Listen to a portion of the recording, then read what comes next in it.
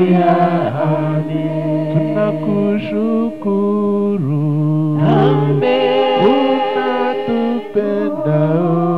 Amen. Haleluya, amen. Amen. Haleluya, amen. Nous vous saluons ce matin au nom de notre Seigneur Jésus-Christ. turabaramutsa muri iki gitondo mu izina ry'umwami wacu Yesu Kristo. Hier, je suis allé à Ruhengeri. Ejo hashize nagiye mu Ruhengeri. Dieu m'a gardé à l'aller comme au retour. Imana yarandinze mu kugenda no kugaruka. Les frères et les sœurs vous ont salué au nom du Seigneur Jésus-Christ. Bene data na bashiki bacu barabaramukije mu izina ry'umwami wacu Yesu Kristo. C'est notre dernier service. Niryo umurimo wanjye wa nyuma hano uyu munsi. Dieu voulant, mardi la nuit, je dois prendre mon vol. Imana nibishaka kuwa kabiri nijoro nzafata indege. Que Dieu vous bénisse. Imana ibaho umugisha. Amen. Amen. Nous essayerons de terminer. Turagerageza kurangiza. Ce qui pourra rester, je crois, le Saint-Esprit vous le révélera. Bari buze kubasha kubyihanganira umwuka wera arabibahishurira. Amen. Amen. Comme j'avais dit au départ, kandi nkuko nari nabivuze dutangira, et même quand nous devons nous séparer, ndetse no mu gihe cyo gutandukana, pensez à moi dans vos prières. munyibuke mu masengesho yanyu. Levons-nous. Duhaguruke. Premier Timothée. Turasoma muri Timoteyo wa mbere, chapitre 3, verset 16. igice cya gatatu umurongo wa 16. Et sans contredit, le mystère de la piété est grand. Si ugushidikanya ubwiru bw'Imana burakomeye cyane. Dieu a été manifesté en chair. Imana kwerekanwa ifite umubiri. Amen. Amen. Je prie. Reka dusenge. Dieu du ciel, Dieu de la terre, Mana y'isi n'ijuru, nous te disons infiniment merci turagushima cyane pour avoir rendu possible la réunion ce matin. kuba mwami watwemereye kuba turi hano muri iki gitondo. Maintenant que nous avons lu ta parole, None ubwo tumaze gusoma ijambo ryawe, nous invitons ta présence au milieu de nous. turatumira mwami ubwiza bwawe hano. Par ton esprit, Kubw'umwuka wawe conduis-nous utuyobore au nom de Saint mu Jésus-Christ. izina ry'umwami wacu Yesu Kristo. Amen. Amen. Depuis vendredi, Guhere kuwa gatanu nous avons commencé à parler sur la triple nature de Christ. twatangiye kuvuga ku buryo butatu bwa Kristo, kamere eshatu za Kristo. Dieu est esprit. Imana ni umwuka, Il est la parole. kandi Imana ni ijambo. Il est aussi un homme. Imana ni n'umuntu. Amen. Amen. Et nous avons vu le vendredi, kandi twabonye kuwa gatanu, en tant qu'esprit, il ne nous sauve pas. Imana nk'umwuka ntabwo idukiza. En tant que parole, il ne nous sauve pas. Nk'ijambo ntabwo ibasha kudukiza. C'est en tant qu'homme qu'il nous sauve. Ahubwo Imana idukiza nk'umuntu. Amen. Parce que c'est un homme kubera ko ari umuntu qui avait le sang. niwe wari ufite amaraso. C'est le sang qui a payé notre prix de rachat. Amaraso niyo yatanze ikiguzi cyo gucungurwa kwacu. C'est le sang qui a payé le prix du péché. Amaraso niyo yatanze ikiguzi cy'icyaha. L'esprit n'a pas de sang. Umwuka nta maraso agira. La parole n'a pas de sang. N'ijambo nta maraso rifite. C'est un homme, ni umuntu, notre sauveur. niwe mukiza wacu. Amen. Amen. Et pour être un homme, il devait naître. kandi kugira ngo abe umuntu yagombaga kuvuka. Et quand il était né, kandi igihe yavukaga, les anges ont chanté dans les cieux. abamarayika bararirimbye mu ijuru. Un ange est allé vers le berger ndetse marayika asanga abungeri bari pour leur baragira annoncer la nouvelle. kugira ngo abatangarize inkuru Et il a nziza. dit au berger, noneho abwira abungeri ati, aujourd'hui, uyu munsi dans la ville de David, mu murwa wa Dawidi, c'est-à-dire à Bethléem Ephrata, bivuze ngo i Betelehemu ya Efurata, il vous est né un sauveur. umukiza yabavukiye. Le Sauveur est venu par la naissance. Umukiza yaje kubwo kuvuka. Parce qu'il était né, Kubera ko yaravutse, c'est ainsi qu'il pouvait mourir. ni nako yashoboraga no gupfa. S'il n'était pas né, Iyo atavuka, il n'allait pas mourir. ntabwo yashoboraga no gupfa. Et s'il n'était pas mort, Kandi iyo adapfa, comment serions-nous sauvés? ese twari gukizwa dute? Amen. Amen. Ne mélangez pas ces trois natures. Ntimuzigere muvanga ibyo. On a entendu des frères dire, Twumvishe bene data bamwe bavuga ngo oh Jésus est déjà venu. Yesu yamaze kuza. Quel Jésus? Ni Yesu uwuhe? Oh, c'est la parole. Ngo ni ijambo. Nous n'attendons pas la parole. Ntabwo dutegereje ijambo. Oh, c'est l'esprit. Ngo ni umwuka. On a photographié la nuée. Bafotora igicu. Nous n'attendons pas la nuée. Ntabwo dutegereje igicu. Nous attendons le Jésus physique. Dutegereje Yesu ufatika w'umubiri ugaragara. C'est lui qui était né à Bethléem, Uwavukiye i Betelehemu. qui a grandi à Nazareth, Agakurira i Nazareti. qui est allé mourir à Jérusalem. Ajya gupfira i Yerusalemu. Et c'était une mort physique. Kandi yapfuye urupfu rw'umubiri rugaragara. Amen. Amen. J'ai aimé un frère dans les Rutshuru. Nakunze mwene data umwe muri Rucuru. Dans sa prière, il dit, Mu isengesho rye aravuga ati, Seigneur, tu es allé mourir sur la montagne, mwami wagiye gupfira kuri wa musozi, afin que même le plus court kugira ngo na wa wundi mugufi cyane puisse te voir. abashe kukubona ku musozi.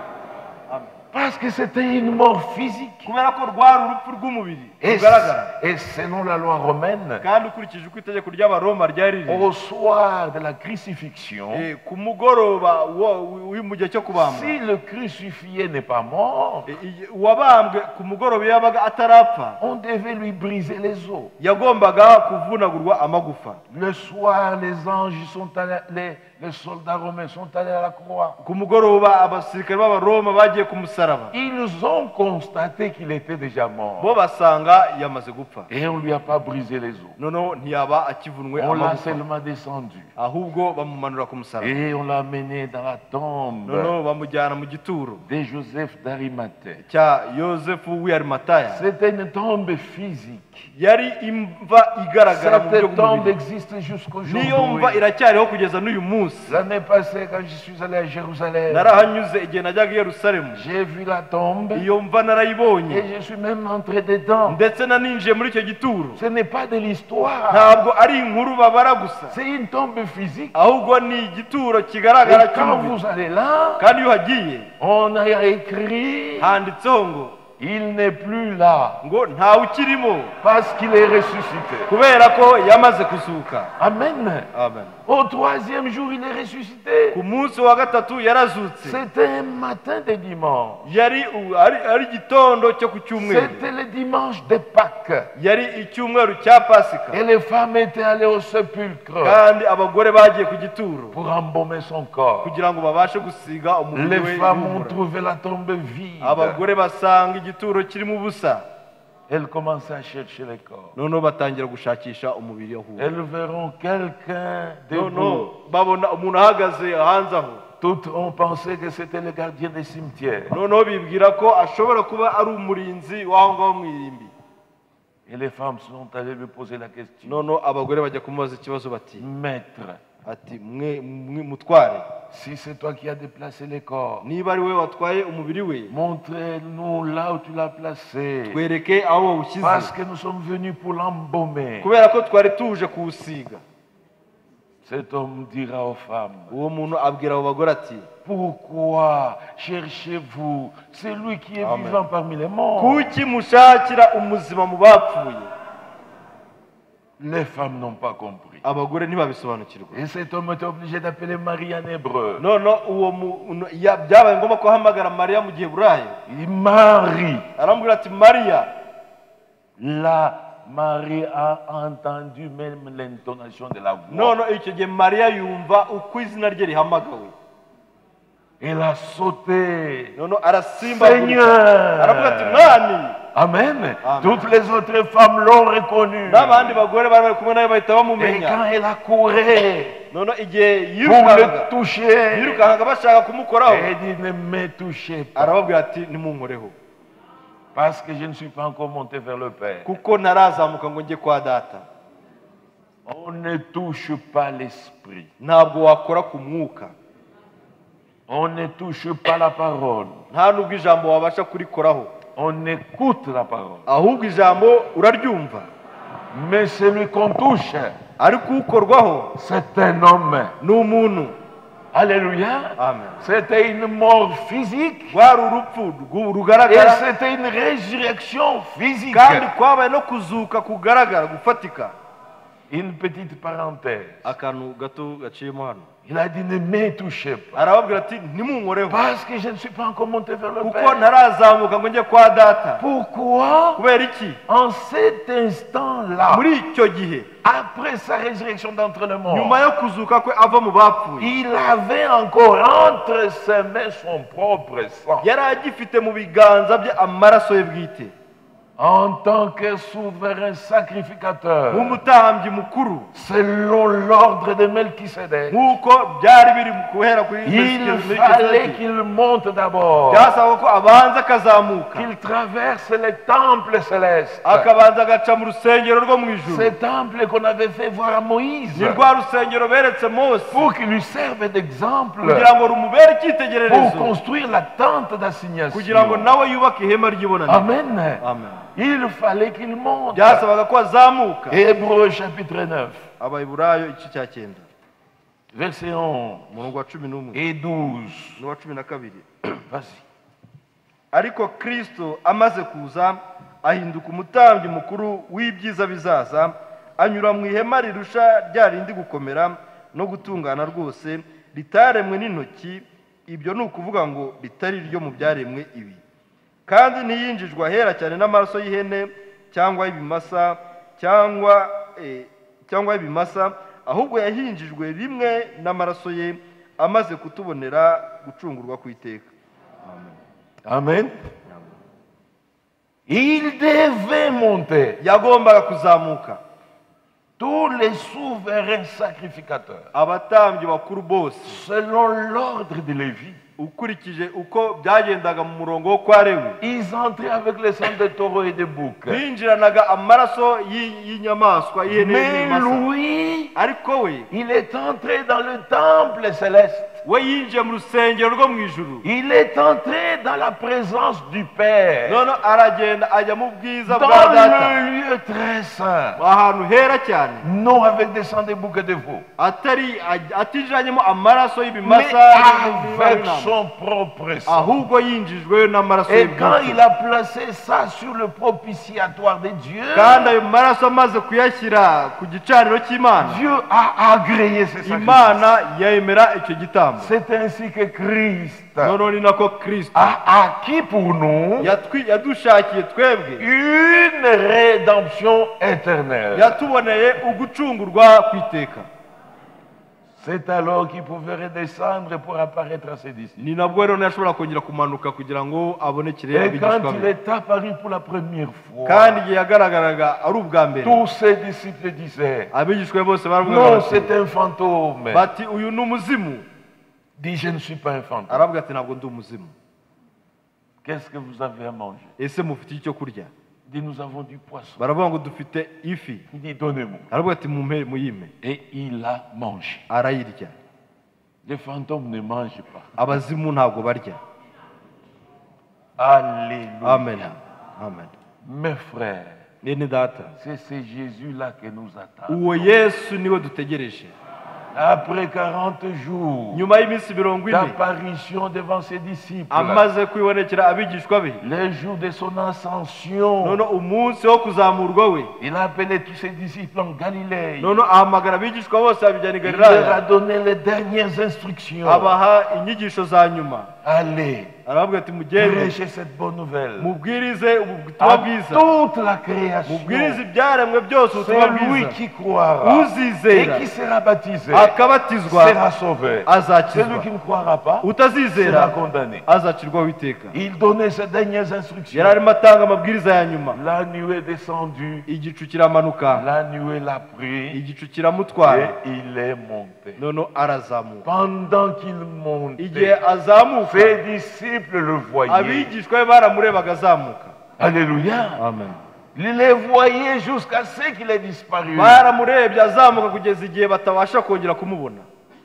Et ils sont restés là. noneho baguma aho ngaho Quelqu'un de très important Umuntu- venait de se séparer d'eux. umuntu ukomeye cyane wa ngombwa amaze gutandukana Qui nabo avait le courage de rentrer chez none eux? ninde wagira imbaraga zo gusubira iwe mu rugo no Ils sont gutaha restés là, noneho regardez, baguma aho ngaho regardez. bareba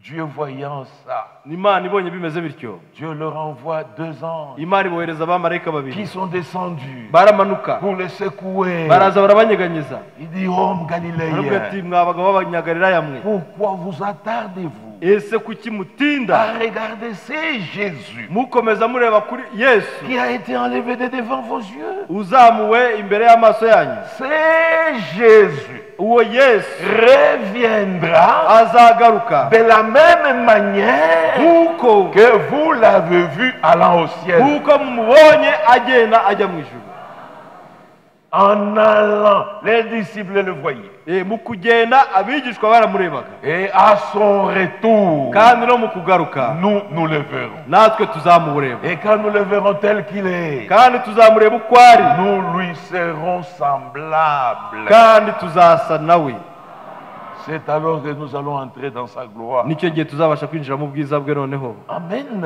amen Comme nous venons de lire, kandi nk'uko tumaze gusoma le mystère de la piété est grand. ubwiru bw'imana burakomeye cyane Dieu imana a été manifesté en chair. yagaragaye yambaye umubiri Dieu imana est devenu un homme. ihinduka umuntu Le grand mystère de la Bible, ubwiru bukomeye bwo muri bibiliya ce n'est pas Christ esprit, ntabwo ari kristo umwuka ce n'est pas Christ la parole. nta nubwo ari kristo jambo Le grand mystère de la ahubwo Bible, ubwiru bukomeye bwo muri bibiliya c'est Christ homme. ni kristo umuntu Amen. amen Nous allons avancer turakomeza imbere et nous allons encore reculer. kandi nanone tuze kongera dusubire n'inyuma C'est Christ homme uyu kristo muntu a aussi encore une triple nature. nawe afite noneho uburyo butatu bw'imimerere Amen. Christ homme kristo umuntu a encore une triple nature. afite uburyo butatu Nous sommes dans Apocalypse chapitre 1, turi mu byahishuwe igice cya mbere versets 7 et 8. umurongo wa karindwi n'uwa munani Voici, il vient, dore arazana et tout œil le verra. arazana n'ibicu kandi amaso yose azamureba Et même ceux qui l'ont percé, ndetse n'abamucumise toutes les tribus de la terre se lamenteront à cause de lui. kandi amoko yose yo mu isi azamuborogera Oui, amen. nanone amen Je suis l'alpha et l'oméga, ndi alpha na omega dit le Seigneur Dieu. ni ko umwami imana avuga C'est lui qui est, uwari uriho qui était wahozeho kandi uriho et qui vient, kandi uzahoraho le Tout-Puissant. ariyo ishobora byose Amen. Christ homme, kristo umuntu il a encore une triple nature. afite uburyo butatu agaragaramo Il est celui qui était, niwe wahozeho c'est lui qui est au temps kandi présent, niwe uriho muri iki gihe et c'est lui qui vient. kandi niwe urimo kuza niwe uzabaho Amen. C'est lui qu'on a percé. wa wundi uwo bacumise C'est lui que tout œil verra. wa wundi ijisho ryose rizibonera On ne voit pas la parole. ntabwo wabona ijambo on écoute la parole. ahubwo ijambo uraryumva. On ne voit pas l'esprit. Ntabwo ureba umwuka, C'est lui qu'on a percé. wa wundi bacumise. On n'a pas percé l'esprit. Ntabwo bacumise umwuka, On n'a pas percé la parole. ntabwo bacumise n'icumu ijambo, On a percé l'homme. ahubwo bacumise C'est umuntu. celui qui vient. Uwo niwe uje Et il se présente. kandi arigaragaza, aravuga C'est ati, lui qu'on a percé. aravuga ati ni wa wundi bacumise, Je suis l'alpha et l'oméga. ni njyewe arufa na omega. C'est lui qui était, Wa wundi wahozeho, qui est uriho et qui vient. kandi uzahoraho. Il était qui? Yari nde? Il est qui? We ninde? Il vient en tant que qui? None aje nkande? Lisons Frère Branham. Reka dusome mwene na Branham Dans la révélation. mu butumwa buvuga igwishurirwa. C'est la première brochure dans les âges de l'Église. Nibwo butumwa bwa mbere mu butumwa buvuga ku bihe by'itorero. Amen. Amen. Le paragraphe 194 Ku gika cy'ijana na mirongo icyenda na à kane 196. kugeza ku ijana na mirongo icyenda na gatandatu. Nous pouvons lire aussi les paragraphes 205, Ushobora gusoma ku gika cya 205 puis le paragraphe 225, ndetse no ku gika cya 225. et nous terminerons par le paragraphe 334. Turaza kurangiza ku gika cya 334. Écoutez Frère Branham, Mwumve mwene na Branham, le prophète de l'âge. umuhanuzi w'igisekuruza. 194. Il dit ici, 194 aravuga hano ati, je suis celui qui était, ndi uwahozeho, qui est uriho et qui vient, kandi uzahoraho, le Tout-Puissant. ushobora byose. Certes, il avait une nature triple sur la terre. Nibyo rwose yari afite kamere, yari afite uburyo butatu ari hano ku isi. Quand il était sur terre, Igihe ari hano ku isi, il était un être triple yari icyaremwe kirimo bitatu. sur terre. Ari ku isi, Il était prophète. ari ku isi yari umuhanuzi. Dans le ciel, Mu ijuru, il est aussi sacrificateur. mu ijuru ni umutambyi. Et quand il reviendra None igihe azagaruka sur la terre, hano ku isi, il sera roi, azaba ari umwami, prophète, umuhanuzi, sacrificateur umutambyi et roi. n'umwami. Amen. Au passé, Noneho mu gihe cyashize, il était yari qui? nde? Prophète. Yari umuhanuzi. Amen. Amen. C'est lui qui envoyait tous les prophètes. Niwe woherezaga abahanuzi bose, Et tous les prophètes qui venaient, kandi abahanuzi bose baza, tous venaient avec ainsi dit le Seigneur. bose baza bafite ngo uku niko Uwiteka avuze. Mais quand maintenant il vient lui-même, Ariko igihe noneho aje we ubwe, il n'est pas venu avec ainsi dit le Seigneur. ntabwo yaje avuga ngo uku niko Uwiteka Parce avuze, que c'est lui, le Seigneur. kuko niwe Uwiteka. Lui est venu avec quoi? We yaje avuga ngo, En vérité, Amen. je vous le dis. ati ni ukuri ndababwira,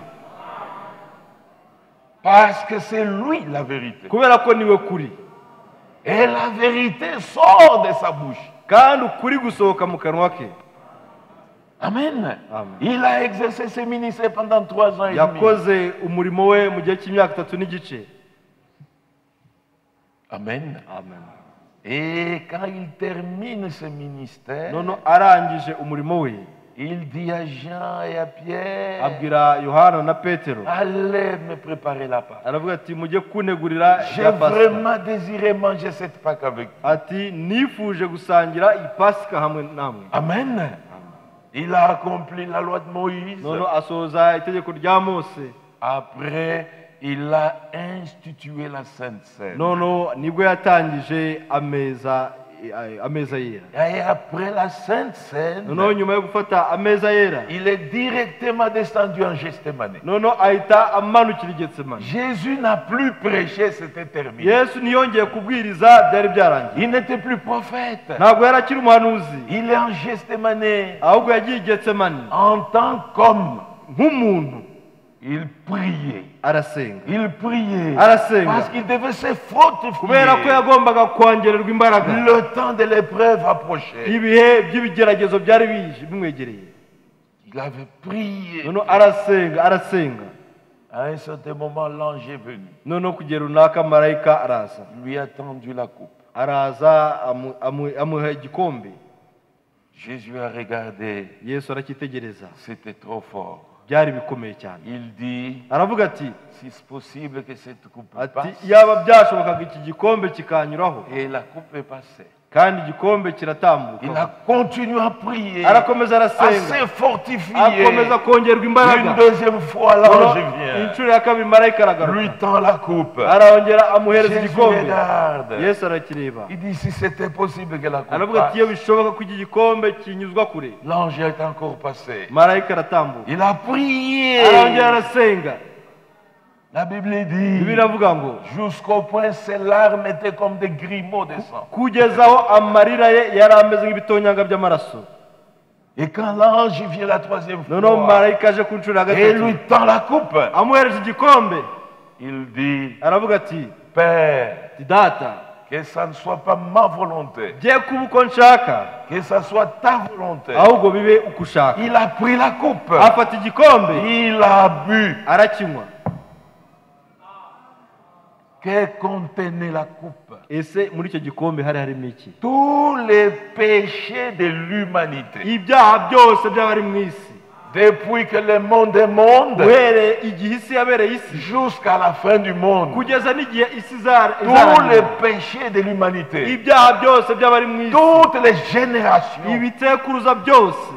Et la Bible dit, Noneho biravuga iti lui we qui n'avait jamais connu de péché, utarigeze amenya icyaha, lui we dans la bouche duquel il ne s'était jamais trouvé de mu kanwa fraude, ke hatigeze hagaragaramo uburiganya, il est devenu tout entier péché, yahindutse icyaha we wose, afin que le péché soit crucifié, kugira ngo icyaha kibambwe, que la puissance du péché soit brisée, imbaraga z'icyaha zisenywe, afin que ceux qui croiraient kugira ngo abazizera puissent être libérés, babashe kubohorwa, que le péché n'ait plus d'emprise sur eux. icyaha cye kongera kubagiraho imbaraga. Alléluia. Et là, Kandi aho ngaho quand les soldats romains viennent l'arrêter en Gethsémani, igihe abasirikare b'abaroma bari baje kumufata i la nuit Getsemani, là on l'amène chez Anne, kugira ngo bamujyane kwa Hana, toujours la nuit on l'amène chez Caïphe, no muri iryo joro bamujyana kwa Kayafa, pendant la journée on l'amène chez Ponce Pilate, bukeye bwabo bamujyana kwa Ponsiyo Pilato. partout là, Aho hose il n'était plus prophète, ntabwo yari akiri il ne umuhanuzi, prêchait plus, ntabwo yabwirizaga, c'était maintenant un sacrificateur, ahubwo icyo gihe ari umutambyi, selon l'ordre de Melchisédek. nk'uko byari bimeze kuri Melikisedeki. Amen. Au temps présent, Muri iki gihe turimo, c'est lui qui est. uhari uyu munsi Il est sacrificateur. ni umutambyi. Amen. Amen. Anticipons un peu. Reka Et on va revenir encore. reka tubivugeho, turaza kubigarukaho. Écoutez le paragraphe 205. Ku gika cya 205, Sur cette terre, hano kuri iyi si il était prophète. yari umuhanuzi, Dans la gloire, mu bwiza il est ni sacrificateur. umutambyi, À son noneho retour, mu kugaruka kwe il est roi. ni umwami. J'aime cela. Ibyo ndabikunda rwose. Amen. Amen. Mais 225, Ku gika cya 225, Christ Kristo sur cette terre hano kuri iyi si était un aigle. ni ikizu. Quand il mourut, Igihe yapfaga il était sacrificateur. yari umutambyi, C'est cela qui a fait de lui un agneau. nicyo cyatumye aba umwana w'intama. N'est-ce pas vrai? Ese siko bimeze? Et lorsqu'il reviendra, Igihe azagaruka il sera un roi. azaba ari umwami. C'est pourquoi Niyo mpamvu il sera un lion. azaba ari intare, Le lion de la tribu de Juda. intare yo mu muryango wa Yuda. Il est un aigle, agneau, un lion. Ni ikizu, ni umwana w'intama kandi ni intare. Amen. Amen. Il était prophète. Yari umuhanuzi Il était aigle. kandi yari ikizu. Quand Dieu se typifie par les animaux, Iyo Imana yishushanya n'inyamaswa, l'aigle typifie toujours le prophète. ikizu iteka ryose gishushanya ubuhanuzi. C'est ce qu'il était. Niko yari ameze Pendant 3 ans et demi mu de gihe cy'imyaka prédication. 3 n'igice abwiriza. Amen. Amen. Quand il termine ce ministère, arangije umurimo we il devient araza ahinduka celui qui est au temps présent. ahinduka uwo ari we uyu munsi. Il est qui? Ninde uyu munsi? Sacrifice Ni igitambo et sacrificateur. kandi akaba n'umutambyi. C'est ce qui a fait de lui un agneau. Ni nabyo bimuhindura umwana w'intama. Quand on l'arrête en Gethsemane, igihe bamufataga i on Getsemani, l'amène chez Anne, bamujyana on kwa Anne, l'amène chez Caïphe, bamujyana kwa Kayafa, on l'amène même chez Ponce Pilate. bamujyana no kwa Ponsiyo Pilato. C'était un agneau muet, Yari umwana w'intama acecetse, tel que c'est écrit dans Ésaïe 53. nk'uko byanditswe muri Yesaya 53. Il n'a pas ouvert sa bouche. ngo ntiyafungura akanwa ke. Même au point où Pilate était même déconcerté. N'igihe Pilato byageze aho Il dit, biramutangaza, on t'accuse de beaucoup de baramubaza choses. ati barimo gukurega ibintu Mais byinshi, parle quand même. ariko nawe ugira icyo uvuga. Il n'a plus parlé. Ntacyo yavuze, Il n'a plus prêché. ntacyo Le yashobora kujya ministère kubwiriza. d'aigle s'était terminé. Ubukozi bwo kubwiriza bwe bwarangiye, Maintenant, il est agneau. ahubwo icyo gihe yari umwana Agneau w'intama, muet. intama itavuga. Amen. Amen. Pilate, à un certain moment, lui dit, Noneho Pilato igihe kimwe aramubwira ati, mais les gens disent que tu es le roi des Juifs. abantu bavuga ko uri umwami w'abayuda. Là, il avait compris sa crainte. Aho ngaho noneho yumva icyo ibyo Et atinye, il l'a apaisé. yumva icyo Pilato atinye, noneho amuhesha Les amahoro. gens disent que tu es le roi des Juifs. Abantu baravuga ngo uri umwami w'abayuda. Il dit, tu l'as dit, Aravuga ati ni wowe ubivuze, mais je t'apaise. ariko reka nguturishe. Mon royaume n'est pas d'en bas. Ubwami bwanjye ntabwo ari ubwa hano hasi, Mon royaume est d'en haut. ubwami bwanjye ni ubwo mu ijuru. C'était vraiment un agneau muet. Yari umwana w'intama utuje Jusqu'à la croix, kugera ku musaraba, jusqu'à sa mort, kugeza ku rupfu, jusqu'à sa résurrection. kugeza ku muzuko, Comme l'écriture que nous avons lue nk'ibyanditswe dans twasomye 1 muri Timothée, Timoteyo wa mbere chapitre mu 2, gice cya kabiri verset 7. umurongo wa Il n'y gatanu. a qu'un seul Dieu, Hariho imana imwe un gusa, seul médiateur kandi hariho n'umuhuza umwe entre Dieu et les hommes, hagati y'imana n'abantu, Jésus-Christ homme, ni Yesu Kristo umuntu, le sacrificateur, umutambyi, notre avocat, ni nawe umuvugizi c'est wacu, Jésus-Christ homme. ni Yesu Kristo nk'umuntu, Il est agneau, ni umwana w'intama immolé watambwe, sur le trône. atambirwa ku ntebe Et y'ubwami. quand son sang coule sur le trône, None igihe amaraso ye ari ku ntebe y'ubwami, c'est ce sang qui fait de ce trône le trône de grâce. ayo maraso niyo atuma iyo ntebe y'ubwami ihinduka intebe y'ubuntu. Les jours où il quitte le trône, Umunsi azava kuri iyo ntebe y'ubwami, il ne sera plus agneau. ntabwo azaba akiri umwana w'intama, C'est alors qu'il devient le lion. nibwo ahinduka intare, Il devient roi. agahinduka umwami. C'est alors qu'il vient. Nicyo gihe amanuka. Alléluia. Amen. Et le même trône kandi iyo ntebe nanone, qui était le trône de grâce iyo ntebe yari intebe y'ubuntu, va s'échanger en trône de jugement. izahinduka intebe y'urubanza. En ces jours-là, Uwo munsi personne ne sera sauvé. nta muntu uzaba akizwa, C'est terminé. bizaba La birangiye, rédemption est terminée. bizaba gucungura bizaba birangiye, L'intercession est terminée. kutuvuganira bizaba birangiye.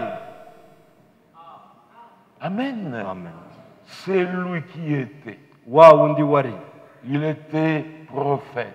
yari umuhanuzi, Il était aigle. yari ikizu, Et c'est un ministère pendant 3 ans et demi. yakoze umurimo mu gihe cy'imyaka 3 n'igice. C'est lui qui est. Uriho Au temps présent, muri iki gihe turimo, il est sacrifice ni igitambo et sacrificateur. kandi ni n'umutambyi, Selon l'ordre de Melchisedec. nk'uko byari bimeze kuri Melikisedeki. Amen. Amen. Il n'est pas entré dans les lieux très saints ntabwo yinjiye ahera hahera cyane avec le sang des bouquets de veaux, afite amaraso y'amasekurume avec le n'abana sang b'intama, animal. cyangwa Non. amaraso y'inyamaswa. Oya, Il est entré avec son propre sang. yinjiranyemo amaraso ye bwite. Amen. Amen. Et jusque ce matin, Ndetse kugeza no muri iki gitondo, il est encore celui qui est. niwe ukiri uwo ari we. Il est encore agneau. aracyari umwana w'intama. C'est pourquoi Niyo mpamvu tout pécheur qui est venu, buri munyabyaha wese waje qui n'est pas encore sauvé, akaba atarakizwa, Jésus sauve encore. Yesu aracyakiza n'uyu munsi Parce qu'il est encore agneau. kubera ko akiri umwana w'intama. Amen. Amen. C'est lui qui garde encore ses péchés inconfessés. ugitunze ibyaha byo bitihanwe C'est le moment de les ni confesser. igihe cyo kubyihana, C'est le moment de repentance. ni igihe cyo kwihana. Ce sang est là Amaraso ye arahari pour vous pardonner ce péché kugira ngo ababarire ibyaha et pour vous purifier de toute iniquité. ndetse abezeho gukiranirwa kose. Oui, mes frères. Nibyo bene data. Mais quand il vient, ariko igihe azaza il vient en tant que roi. azaza nk'umwami, Il vient en tant que lion. azaza nk'intare, Le lion de la tribu de Juda. intare yo mu muryango wa Yuda. C'est pourquoi Niyo mpamvu vous ne pouvez pas affirmer ntabwo ushobora guhamya que Jésus est déjà venu. yuko Yesu yamaze kuza. Il est venu faire quoi? Yaje kugira ate? Oh, il est déjà venu. ngo Yesu yaraje. Oh, nous croyons la seconde venue de Christ. ngo twebwe ngo twizera ngo ukuza kwa kabiri kwa Kristo. Honte à vous. Ni ishyano kuri mwebwe. Quand il vient, igihe azaza il est roi. ni umwami. S'il est déjà venu, niba yaramaze kuza, où est son royaume? ubwami bwe buri he noneho? Où est son royaume? ubwami bwe buri he? Les gens vont encore à l'hôpital. abantu baracyajya kwa muganga mu bitaro, Les gens vont au champ. abantu baracyajya mu mirima guhinga. Il est déjà venu. ngo Yesu yaraje. Les gens vieillissent et meurent. abantu barasaza bagapfa. Les nôtres, quand il vient, ariko uwacu igihe azaza, ma calvitie ici prend fin. uruhara rwanjye hano ruzarangirira umunsi. Tous les cheveux blancs prennent fin. imisatsi yose y'imvi La izashiraho, vieillesse prend fin. gusaza Toutes bizarangira, les maladies prennent fin. uburwayi bwose buzashira. Alléluia. Amen. C'est celui-là que nous attendons. uwo niwo twe dutegereje. Oh, il est déjà venu. ngo yamaze kuza. Poutine fait la loi en Russie. Putin aracyategeka mu Burusiya. Trump nawe, Un président fou là. umuperezida nawe, Il fait la loi là-bas. nawe aracyategeka muri Amerika. C'est eux qui règnent. abo nibo bategeka ku isi. Où est le règne de notre Christ? none ubwami bwa Kristo buri hehe? Lui, quand il vient, we igihe azaza, il est le seul roi des niwe rois. mwami wenyine uzaba ari umwami Le w'abami, seul seigneur des seigneurs. niwe mutware w'abatware. Amen. Amen. C'est pourquoi nous niyo l'attendons mpamvu encore. twebwe turacyamutegereje. Les gens avec toutes ces doctrines-là, abantu bafite mwene izo nyigisho zimeze ils gutyo sont allés très loin. baragiye bajya kure cyane. Il y en a même qui prétendent qu'ils sont déjà enlevés. hari n'abandi bavuga ko bamaze kuzamurwa bo. C'est ça la folie. ubwo nibwo busazi noneho. Enoke Quand il était enlevé, igihe yazamuwe, il n'est paru plus sur la terre. ngo ntiyongeye kugaragara ku isi. Votre enlèvement, on vous voit même au champ. mwebwe izamurwa ryanyu bakakubura no mu murima. Votre femme va à la maternité. umugore wawe akajya kuri maternité kubyara. Maintenant, cet enfant qui naît, none uwo mwana uvutse il naît au ciel, il naît sur la terre. arimo aravukira mu ijuru, aravukira ku isi. C'est ça la folie. ubwo nibwo busazi. Oh, les morts sont déjà ressuscités. ngo abapfuye bamaze kuzuka. Non. oya. Alléluia. Amen. C'est pourquoi nous devons connaître la triple nature de Christ. niyo mpamvu tugomba kumenya uburyo butatu bwa Kristo. On ne peut pas mélanger l'esprit, la parole et l'homme. ntabwo ushobora kuvanga umwuka, ijambo n'umuntu. Laissez chaque chose à sa buri place. kintu mugisigire umwanya wacyo. Amen. Paragraphe 134. ku gika cya 334. Il était fils de l'homme, yari umwana w'umuntu, un prophète. umuhanuzi. Il était fils de l'homme, yari umwana w'umuntu, sacrifice et sacrificateur. ari igitambo kandi ari n'umutambyi. Il est fils de l'homme, yari umwana w'umuntu, comme roi. ni umwana w'umuntu kandi nk'umwana. Le fils de David, ni mwene Dawidi, assis sur le trône de sa majesté. yicaye ku ntebe y'ubutware y'ubwami. Le fils de l'homme, umwana w'umuntu il est Dieu, ni Imana. manifesté comme fils de l'homme. Imana yagaragajwe nk'umwana w'umuntu. Il est descendu yaramanutse et est devenu homme ihinduka umuntu pour ôter les péchés du monde. kugira ngo ikureho ibyaha by'abari mu isi. Il est devenu homme yahindutse umuntu pour être un prophète. kugira ngo abe umuhanuzi. Il est devenu homme Yahindutse umuntu pour être un sacrificateur. kugira ngo abe umutambyi. Il est devenu homme Yahindutse umuntu pour être un roi. kugira ngo abe umwami. Pour être prophète. Kugira ngo ube umuhanuzi, Pour être sacrificateur. kugira ngo ube umutambyi, Pour être roi. kugira ngo ube umwami, Dieu est devenu un homme. Imana yahindutse umuntu. Et ça, c'est le grand mystère de la Bible. Kandi ubwo nibwo bwiru bukomeye bwo muri Bibiliya. Le mystère de la piété est Ngo grand. ubwiru bw'Imana burakomeye cyane. Imana A été manifesté en chair. yagaragaye yambaye umubiri. Dieu Imana est devenu un homme. yahindutse umuntu.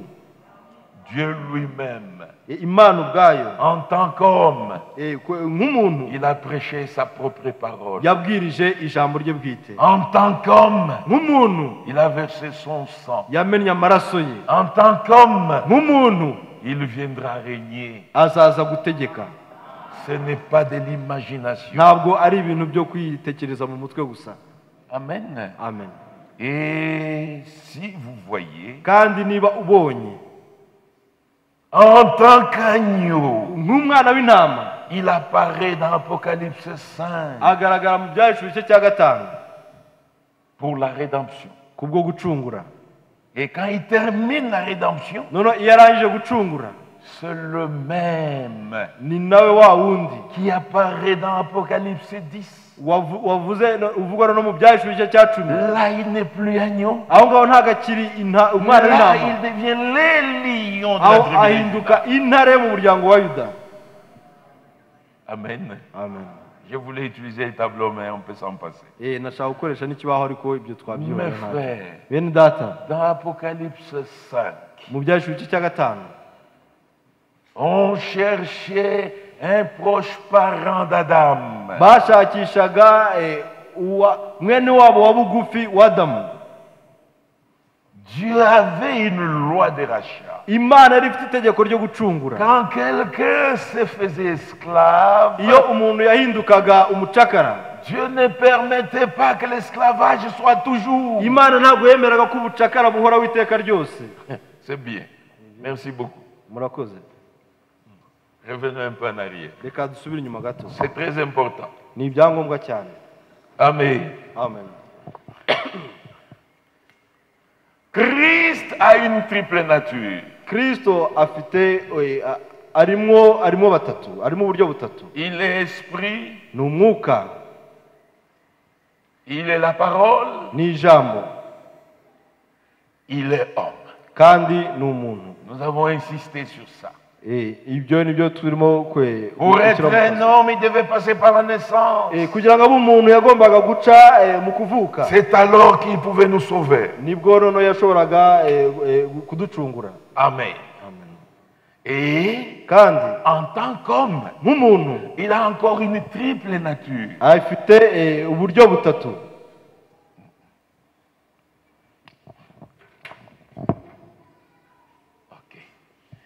Il a encore une triple nature. Afite uburyo butatu nk'umuntu nanone. Il est celui qui était Niwe wahozeho au temps passé. mu gihe cya kera. Il est celui qui est au temps présent. Niwe uriho muri iki gihe. Il est celui qui vient. Niwe kandi uzabaho mu gihe kizaza. Comme nous venons de l'Ifre Branham. Nk'uko tumaze gusoma muri Abraham. Il était qui? Yari inde mbere? Il était prophète. Yari umuhanuzi. En vérité, je vous le dis. Ati ni ukuri ndababwira. Et quand il termine, Arangije il devient un sacrificateur. ahinduka umutambyi. Sacrificateur. Ahinduka umutambyi. Et en même temps sacrifice. Kandi ari nako ari igitambo. Un sacrificateur qui offre son propre sang. Ni umutambyi utamba amaraso ye bwite. Mais quand il vient, Noneho igihe arimo kuza il vient en tant que roi. aza nk'umwami. Et quand Dieu se typifie par les animaux, Kandi iyo Imana ishushanya n'inyamaswa, il était aigle. yari ikizu. Amen. Amen. Il est au temps présent. Muri iki gihe turimo, Il est agneau. ni umwana w'intama. Et quand il vient, noneho igihe azaza il est le lion, ni intare, le lion de la tribu de Juda. intare yo mu muryango wa Yuda. Amen. Amen. Et quand vous remarquez, kandi niba il ubitegereza neza apparaît en tant qu'agneau dans Apocalypse 5. yavuze nk'umwana w'intama mu byahishuwe ibice 5. C'est pour la rédemption d'abord. ni kubwo gucungura mbere na Et mbere, quand la rédemption sera terminée, kandi igihe gucungura birangiye c'est le même ni nawe qui descend dans Apocalypse 10. niwe uri mu byahishuwe iki cya 10, L'ange puissant marayika ukomeye qui descend dans Apocalypse 10. urimo umanuka mu byahishuwe iki cya 10 C'est Jésus-Christ homme. ni Yesu Kristo umuntu. Amen. Amen. Et quand nous parlons de sa venue, kandi iyo tuvuga ku byerekeye ukuza kwe, il vient pour l'Église. aza ku bw'itorero, C'est ce que nous attendons, nous. ibyo nibyo dutegereje twebwe, Mais il vient aussi pour Israël. kandi aza no ku byerekeye Isirayeli. Et chaque fois qu'il y a une double application des Écritures, kandi inshuro zose iyo hariho icyanditswe kimwe gikoreshwa mu buryo bubiri, faites attention mujya pour mubyitondera ne pas mélanger la dispensation de l'Église Kugira ngo avec uta- la dispensation d'Israël. utaza kuvanga ibyerekeranye n'itorero cyangwa se ubivange n'ibya Isirayeli. Amen. Amen.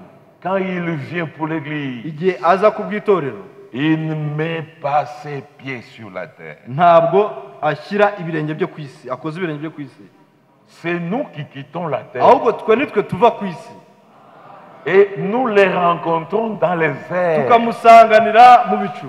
Amen. Amen. Mais quand il viendra pour ariko igihe Israël, azaza ku bwa Isirayeli dans Apocalypse mu 10, byahishuwe igice cya 10, littéralement, rwose neza neza il mettra ses pieds sur la terre. azashyira ibirenge byo ku Un isi, pied sur la terre. akaguru kamwe ku Un butaka pied sur la mer. n'akandi kaguru ku nyanja. Et il va crier noneho azavuga ijwi rirenga comme rugit les lions. nk'uko intare itontoma. Il est le lion de la tribu de Juda. n'intare yo mu muryango wa Yuda. nta nubwo ari ijwi rya marayika wa 7 urimo kuza ku itorero. Vous êtes avec moi? ese muri kumwe nanjye? Les 7 tonnerres font entendre leur propre voix. guhinda 7 kumvikanisha amajwi yako, niko byanditse. J'ai entendu cela. Yohana arabyumva, Il voulait même écrire. yashakaga no kubyandika, Le ciel lui dit, ariko aramubwira bati mu ijuru cache cela, ngo ibyo ubihishe, scelle cela, ibyo ubishyiraho ikimenyetso, ne l'écris pas. ntubyandike, N'écris pas ce que les 7 tonnerres ont dit. ntiwandike ibyo guhinda 7 kwavuze, Cela n'est pas écrit. ibyo ntabwo byanditse. Maintenant, vous qui avez la révélation. none mwebwe mufite guhishurirwa. Moi, j'ai toujours dit, njye ntabwo ugiye mvuga iteka ryose nti je suis prêt à discuter sur la révélation. njye rwose nditeguye kujya impaka kuri ibyo byo guhishurirwa. Mais avant de discuter sur la ariko révélation, mbere yuko tujya impaka kuri urwo guhishurirwa, commencez par me dire ubanze mbere na mbere ubanze umbwire ce que les 7 tonnerres ont dit. ibyo guhinda 7 kwavuze. Personne au monde ne nta connaît muntu n'umwe kuri iyi si ce que les tonnerres ont dit. uzi ibyo guhinda 7 Même kwavuze. frère Branham lui-même. na mwene Taburanamu nawe ubwe. Mais vous, maintenant, vous les connaissez none comment? mwe mubivana he, mubikura he, mubizimute? Nous devons obéir à la parole de Dieu. tugomba kumvira ijambo ry'Imana. Dans Deutéronome, il est dit, mu gutegeka kwa 2 aravuga ngo les choses révélées ibishuwe sont pour nous et pour nos enfants. ni ibyacu n'abana bacu, Et les choses cachées sont à l'Éternel ibishwe Dieu. ni iby'Uwiteka Imana. Amen. Amen. Amen. Pas raconter des histoires n'importe ntabwo quoi. ari ukugenda ngo umuntu avuga inkuru uko yishakiye. Et si c'est révélé, none niba zihishuye, ça veut dire bishatse kuvuga ko qu'il a déjà rugi en tant que lion. yamaze gutontoma nk'intare. Il n'est plus agneau. ntabwo akiri umwana w'intama. Pourquoi vous prêchez? none kuki mukibwiriza? Pourquoi vous baptisez? kuki mukibatiza abantu? Parce que quand il cesse d'être agneau kuko narekeraho kuba umwana w'intama et qu'il devient le lion, agahinduka intare, c'est que la rédemption est terminée. nuko agakiza no gucungura birangiye. Frères et sœurs, mwene data nawe mushiki wanjye, il est encore celui qui est. aracyari uwo ari we uyu munsi. Il est encore sacrifice et sacrificateur. Uyu munsi aracyari igitambo kandi ni Il umutambyi. est encore agneau. Ni umwana w'intama, Il n'a pas encore rugi comme ntabwo un lion. aratonoma nk'intare. Laissez cette histoire. Izo nkuru muzishyire ku ruhande. Et le message de Frère Branham lui-même. Kandi n'ubutumwa bwa Martin Branham C'est bwabo un message simple. ni ubutumwa bworoheje. C'est un message envoyé aux gens simples. Ni ubutumwa bwohererejwe abantu Même boroheje, aux ceux-là qui n'ont pas étudié. na ba bandi batigeze biga. L'élection, ce ne sont pas les études. Gutoranywa ntabwo ari amashuri. L'élection, c'est la préscience de Dieu. Gutoranywa ni guteganyirizwa n'Imana. Dieu connaissait avant la fondation du monde. Imana ikaba yari ibizi imbere y'uko ishyirwa Qui isi ifatira. croirait, qui ne croirait pas. Uzizera n'utazizera. Oui, Nibyo, c'est un message simple. ni ubutumwa bworoheje. Dans le lever du soleil, Mu butumwa buvuga ngo ukurasa kw'izuba, Frère Branham dit, Mwete Branham aravuga il ati, parlait du songe de sa mère. avuga ku nzozi za nyina. Au début, quand il était encore jeune prédicateur, Igihe yari akiri muto, akiri umusore, umubwirizabutumwa w'umusore, il dit, ma mère m'a vu dans un songe, aravuga ati, mama yambonye mu nzozi debout, mpagaze, près des 3 marches. mpagaze imbere ya esikariye nk'eshatu. Ah, 3 escaliers. Il m'a vu debout là. Mpagaze imbere ya esikariye eshatu. Près des 3 escaliers. Mpagaze imbere ya esikariye eshatu. Et il prêchait Narabwirizaga à tous ceux qui passaient par là abacaga aho ngaho bose qu'ils devaient monter les 3 escaliers babwira ko bagomba kuzamuka izo esikariye uko ari avant eshatu, de marcher sur cette grande route kugira ngo mbere yo kugenda kuri wa qui conduit jusqu'à la porte céleste. ku muhanda muremure cyane ugeza ku miryango y'ijuru. Et il dit, None aravuga ati, n'est-ce pas exactement mon message aujourd'hui? ese si bwo butumwa mfite uyu munsi? Mon message Ubutumwa mfite uyu d'aujourd'hui, munsi c'est la justification, ni ukubarirwaho gukiranuka, c'est la sanctification ni ukwezwa, et c'est le baptême du Saint-Esprit. kandi n'umubatizo w'umwuka wera.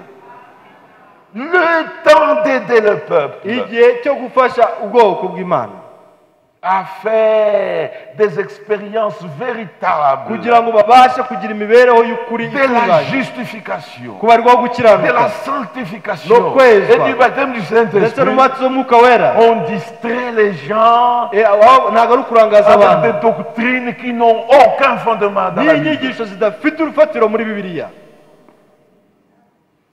Alléluia. Amen. Le Saint-Esprit, Umwuka wera c'est ça le but de ce message. niyo ntego ya buno butumwa. Quand vous recevez le Saint-Esprit, Iyo wakira umwuka wera, là vous êtes un candidat à l'enlèvement. icyo gihe uba ubaye umukandida wo kuzamurwa. Sans le Saint-Esprit, Udafite umwuka ma wera, soeur, mushiki wanjye, mon frère, bene data, même si vous avez fait 50 ans dans ce niyo waba umaze message, imyaka 50 muri ubu butumwa, dans l'enlèvement, vous ne partez pas. kuzamurwa ntabwo ugenda. Il faut qu'on se dise les choses clairement. Bisaba ko tubwizanye ukuri mu bintu. Vous mourrez. Uzapfa, Vous ne participerez pas à la première résurrection. uramutse upfuye nta nubwo wazagaragara ku muzuko wa mbere. Vous allez ressusciter comment sans le Uzazuka Saint-Esprit? gute udafite umwuka wera? Si vous êtes vivant Niba uri muzima lors de l'avènement du Seigneur igihe cyo kuza k'umwami et que vous n'avez pas le Saint-Esprit, ukaba udafite umwuka wera, vous n'allez pas expérimenter la transmutation des corps. ntabwo uzabona uguhindurwa kw'imibiri. Vous allez changer comment sans le Saint-Esprit? None wahinduka ute udafite umwuka wera? Comprenons ce à quoi Dieu nous a appelés. Dusobanukirwe icyo Imana yaduhamagariye. Lisons d'abord Romains. Dusome mu Baroma. Nous avançons bien. Turimo kugenda neza. Romains chapitre 8. Abaroma igice cya 8.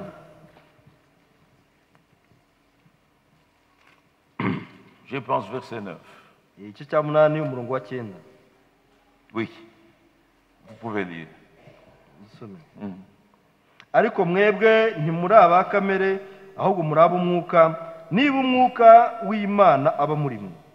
Ariko umuntu wese utagira umwuka wa Kristo ntaba ari uwo. Nous ne vivons pas selon la chair. Ntabwo tubaho nk'uko kamere Nous imeze, vivons selon l'esprit. ahubwo tubaho Et vous ukurikije umwuka. vivrez selon l'esprit. Kandi uzabaho ukurikije uko umwuka Si utegeka. l'esprit de Christ habite en vous. Niba umwuka wa Kristo atuye muri wewe. Et si vous n'avez pas l'esprit de Christ, kandi niba udafite umwuka wa Kristo vous ne lui appartenez point. ntabwo uri uwa Kristo. C'est la Bible. Ni Bibiliya. Écoutez Mwumve le verset 11. umurongo wa 11. Ariko niba umwuka w'iyazuye Yesu aba muri mwe, iyazuye Kristo Yesu izazura n'imibiri yanyu ipfa kubw'umwuka wayo uba muri mwe. Amen. Amen. Si l'esprit qui était en Christ, Niba umwuka wari muri Kristo, l'esprit qu'il a ressuscité d'entre les morts, umwuka w'iyazuye Kristo mu bapfuye, si cet esprit-là est en vous, niba uwo mwuka ari muri mwe, le même esprit vous ressuscitera aussi. ni nawo mwuka uzabazura namwe. Mais s'il n'est pas là, Ariko niba adahari, vous allez ressusciter par quel miracle? uzazurwa n'ikihe gitangaza? Ce sont des jouets. Ni nk'ibikinisho. La dernière fois que j'étais passé, Ubushize igihe natiraga hano, j'ai parlé un peu sur la prophétie. navuze gake ku Je by'ubuhanuzi. voulais que chaque frère et chaque sœur Nashaka ko buri mwene data na mushiki wacu comprennent que le temps est déjà très avancé. ambasha gusobanukirwa ko igihe kigiye imbere cyane. Frère Franck nous dit, Mwene data aratubwira ati, maintenant, noneho n'importe quoi peut arriver n'importe quand. buri kintu icyo ari cyo cyose gishobora kuba igihe icyo ari cyo cyose. Et quand vous comprenez le temps, Kandi usobanukiwe ibihe, vous vous cramponnez à ce qui est vraiment essentiel. wihambira kuri bya bindi by'ingenzi. Amen. Amen. Oh, le temps d'aider les peuples Igihe cyo gufasha abantu à expérimenter kugira ngo babashe la kugira imibereho, véritable justification, imibereho yo kubarwaho la gukiranuka, véritable sanctification imibereho yo kwezwa, et le véritable baptême du Saint-Esprit. n'imibereho y'umubatizo w'umwuka wera. C'est distraction sur distraction. Noneho ubu ni ibirangaza ku birangaza. Aujourd'hui, telle doctrine s'élève. Uyu munsi inyigisho runaka igahaguruka, On combat. abantu bakarwana. Demain, une autre doctrine s'élève. Ejo inyigisho y'ibinyoma ikazamuka. Peuple de Dieu, Bwoko bw'Imana, comprenez le message de Frère Branham. musobanukirwe ubutumwa bwa Mwene Branham. Et quand vous êtes baptisé du Saint-Esprit, Kandi iyo ubatijwe n'umwuka wera, c'est alors que vous devenez l'épouse de Jésus. nicyo gihe noneho uhinduka umugeni wa Yesu Kristo. Sans le Saint-Esprit, vous n'êtes pas l'épouse. Nta mwuka wera ntabwo uba uri umugeni. L'épouse est parole. Umugeni ijambo. Et l'épouse qui sera enlevée sera une épouse parole. Kandi umugeni uzazamurwa ni umugeni ijambo. Parole de sa parole, Ni ku ijambo rye, esprit de son esprit. ni ijambo ry'ijambo rye n'umwuka wo mu mwuka we. Amen. Amen. Ne confondez pas cela avec Mwe le tabernacle. kuvanga ibyo n'urusengero. Là, ce sont des hangars pour nous protéger Aha contre la ngaha pluie et le ni soleil. inzu yo kudukingiriza kugira ngo imvura n'izuba bitatwica. Mais le corps de Christ, Ariko umubiri wa Kristo c'est un corps mystique. ni umubiri utagaragara. Nous y entrons par le baptême du Saint-Esprit. Tuhinjizwa n'umubatizo w'umwuka wera. Amen. Amen. Comprenez Musobanukirwe quel privilège Dieu nous donne. yuko ubuntu Imana itugirira. Alléluia. Amen. Apocalypse 5. Ibyahishuwe igice cya 5. L'agneau apparaît. Umwana w'intama aragaragara. On cherchait qui est proche parent d'Adam. Bashakishaga mwene wabo wa bugufi wa Qu'il Adamu vienne payer le prix du péché. kugira ngo aze gutanga ikiguzi cyo kumucungura. On a regardé au ciel, Bareba personne. mu ijuru babona ntawe uhari. Jéhovah était là. Yehova yari ariyo Il ne s'est pas avancé. kandi ntabwo yahagurutse ngo Il abivuge. n'est pas notre proche parent. Ntabwo ari mwene wacu wa bugufi. Gabriel était là. Gabriel yari ariyo, Michael était là. na Mikayeli yari Tous ariyo, ces anges étaient là. abamarayika bose Personne ne bahari. s'est avancé. Nta muntu umwe wahagurutse. Quand personne ne fut trouvé au ciel, Igihe nta muntu wagaragaye mu ijuru, on est venu sur la terre. baje hano ku isi, Là aussi, personne ne fut trouvé. basanga naho ntawe uhari, ntawe wabonetse ku isi. Adam Adamu et tous ses enfants, n'urubyaro rwe rwose tous avaient le sang souillé. bari bafite amaraso yanduye. Aucun homme ne peut sauver notre âme. Nta muntu ushobora gukiza umuntu mugenzi we. Et Job dit, Na Yobu arabivuga neza ati, Comment d'un être ni souillé gute mu kiremwa cyanduye sortira-t-il quelqu'un de pur? hasohokamo igitunganye? Il peut en sortir aucun. yaravuga ati rwose ntacyo ntawe.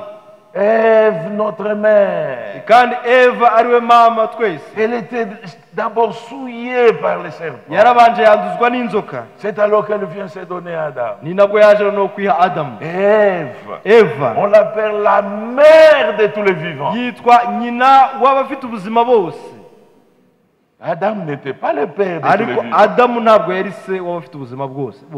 Lui était le père d'Abel seulement. adamu yari se w'abeli gusa. Caïn avait son père. kayini yari afite se, Mais ariko Ève, eva c'est la mère de tous les vivants. ni nyina w'abafite ubuzima bose Souillée. banduye. Comment pouvait-il donner des gens purs? ni gute dushobora guhinduka abantu bera Nous batunganye? tous, nous naissons impurs. twese tuvuka twanduye, Nous tous, nous naissons pécheurs. twese tuvuka turi abanyabyaha. Alléluia. C'est pourquoi, mes frères, niyo mpamvu bene data, le sang de Christ, amaraso ya kristo c'est ce qui nous sauve. niyo adukiza. On criait dans Apocalypse 5. mu byacu cya gatanu Qui est digne? baza bati ninde Qui est ukwiriye, digne? ninde ukwiriye? Personne au ciel, nta muntu mu ijuru, personne sur la nta terre. n'umwe ku isi. On est allé même dans les séjours des ndetse morts. bajya n'ikuzimu Personne ne fut trouvé. basanga nta n'umwe ukwiriye. Jean commençait à pleurer. yohana atangira Il kurira, pleurait, il ararira pleurait. ararira. Il pleurait pourquoi? yarizwaga n'iki? Jean s'était vu perdu pour toujours. yohana yisanze azimiye iteka ryose. Jean a vu toute la race humaine perdue pour yohana toujours. yabonye ikiremwa muntu cyose kizimiye. Il fallait qu'il y ait un proche parent. byasabaga ko habaho mwene wacu wa bugufi. Pendant qu'il pleurait, none igihe yariraga, un vieillard vient le prendre à none l'épaule. umwe muri ba basaza bakora Il dit, aramubwira ku Jean, rutugu, Jean, Jean, Jean, amukora ku rutugu aramubwira ati yohana yohana, cesse de pleurer. ati rekeraho kurira, La solution a été trouvée. igisubizo cyabonetse.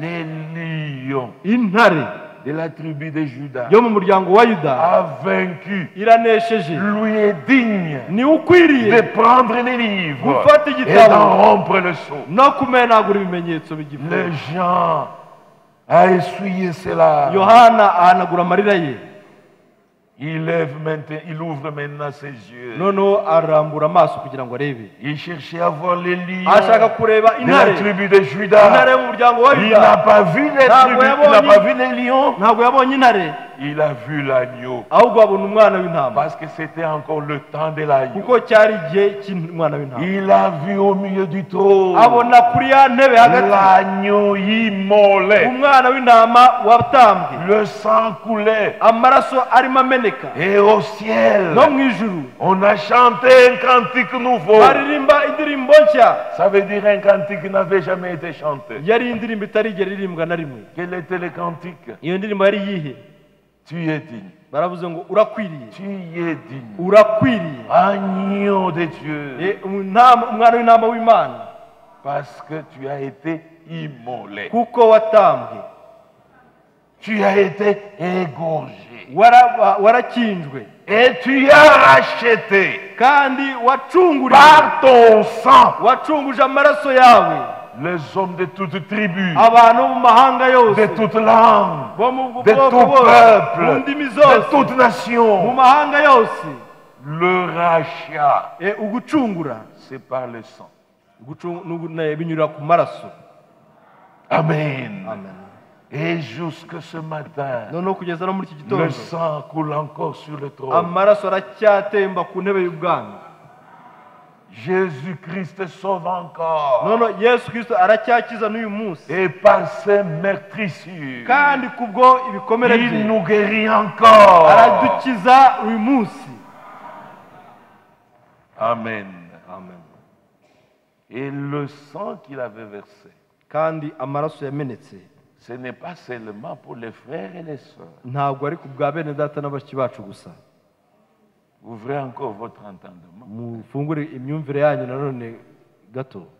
Quand Jean-Baptiste l'a pointé des doigts, igihe yohana umubatiza yamutungaga urutoki, il a dit, yaravuze ati voici ati dore l'agneau de Dieu umwana w'intama qui w'Imana ôte les péchés du monde. ukuraho ibyaha by'abari mu isi. Amen. Amen. L'agneau de Dieu qui ôte les péchés du monde. umwana w'intama ukuraho ibyaha by'abari mu isi. Il ne ôte pas seulement les péchés de l'Église, ntabwo avanaho ibyaha by'itorero gusa, les péchés des frères et des sœurs, ngo ibyaha bya bene data na bashiki bacu gusa, les oya, péchés du monde. ibyaha by'abari mu isi. Et Jésus dit à Nicodème, Yesu abwira Nikodemu Dieu ati a Imana tant aimé le monde Imana yakunze abari mu isi cyane qu'il a donné son Fils. byatumye itanga umwana wayo w'ikinege. Son Fils unique, c'est un don. umwana wayo w'ikinege ni impano, Un don fait à l'humanité impano yahawe abari mu isi afin que quiconque kugira croit en lui uwo ari we wese umwizera ne périsse point, atarimbuka mais qu'il ait la vie éternelle. ahubwo ahabwe ubugingo buhoraho. Frère, Bene data, c'est un don fait à l'humanité. ni impano yahawe abari mu isi. Amen.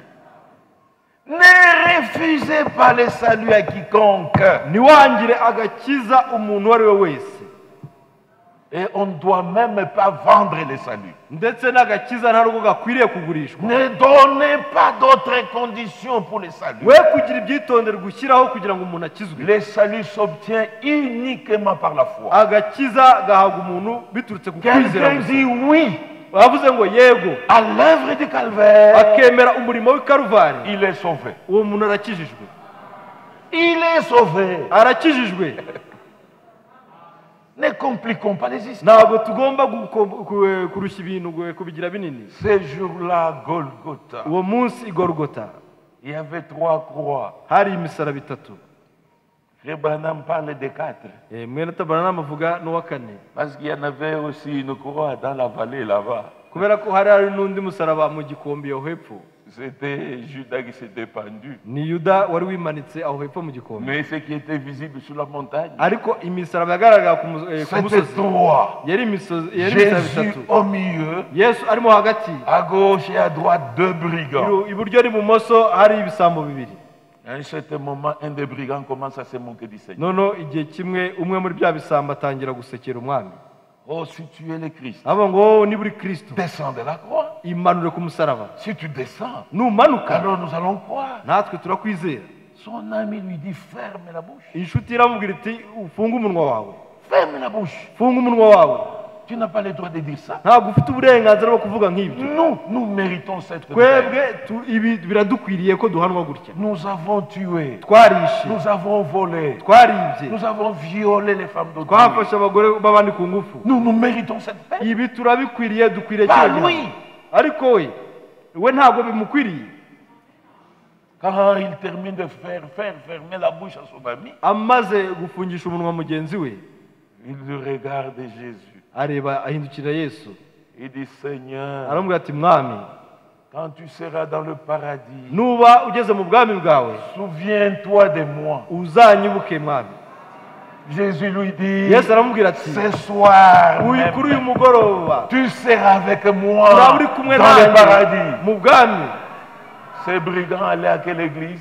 Eh, Ces brigands allaient à quelle église? ese icyo gisambo cyajyaga gusengera hehe?